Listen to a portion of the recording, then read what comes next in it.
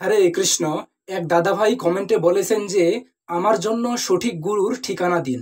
দেখুন, একজন গুরুর যোগ্যতা সম্পর্কে শাস্ত্রে বলা হয়েছে যে একজন ব্রাহ্মণ সমস্ত বৈদিক মন্ত্রতন্ত্রে পরিপূর্ণ হলেও যদি তিনি কৃষ্ণ তত্ত্ববেত্তা না হন, অর্থাৎ তার মধ্যে যদি ভগবান শ্রীকৃষ্ণ সম্পর্কিত জ্ঞান না থাকে এবং তিনি যদি কৃষ্ণ ভক্ত না হন, তাহলে তিনি কখনোই গুরু হওয়ার যোগ্য নন।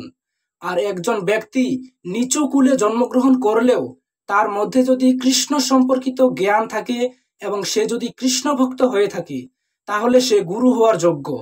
ষটকর্ম নিপুণ বিপ্র মন্ত্রতন্ত্র বিশারদ অবৈষ্ণব গুরুর্ন শ্বেত বৈষ্ণব স্বপচ গুরু।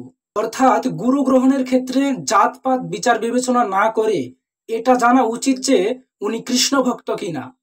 আপনি যে গুরু গ্রহণ করবেন, সেই গুরুর কাছ থেকে যদি কৃষ্ণ প্রাপ্তি সম্ভব হয়ে থাকে, তাহলে তিনিই আপনার গুরু।